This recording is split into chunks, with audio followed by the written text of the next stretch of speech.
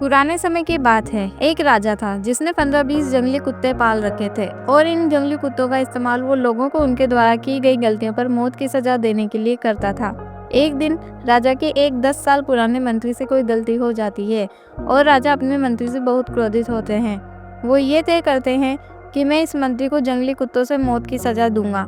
राजा ने मंत्री को जंगली कुत्तों के सामने फिकवाने का आदेश भी दे दिया। सजा देने से पहले राजा ने मंत्री से उसकी आखिरी इच्छा पूछी।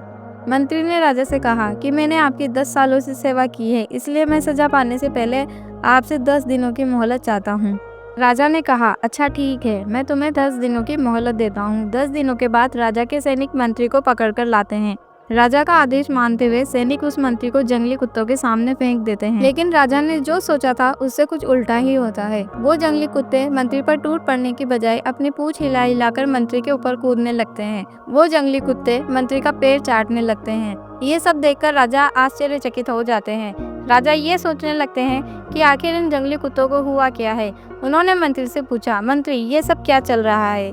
ये जंगली कुत्ते तुम्हें काटने की बजाय तुम्हारे साथ क्यों खेल रहे हैं? मंत्री ने जवाब दिया, राजन, मैंने सजा से पहले आपसे 10 दिनों की मोहलत ली थी और उसी समय मैं इन बेजुबान जंगली कुत्तों की सेवा में व्यस्त हो गया था। मैं हर रोज इन कुत्तों को खाना खिलाता था और उनका अच्छे से ध्यान भी रखता था। ये कुत्ते इतने जंगली होने के बावजूद भी मेरे 10 दिन की सेवा को नहीं भूल पाए और आप राजा यानी कि प्रजा के पालक होकर भी मेरी 10 वर्षों की सेवा को भूल गए और आपने मेरी एक छोटी सी गलती पर इतनी बड़ी सजा सुना दी।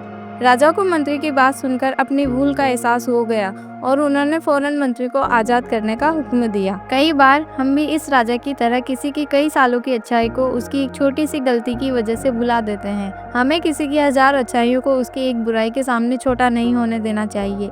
हमें क्षमाशील बनना चाहिए।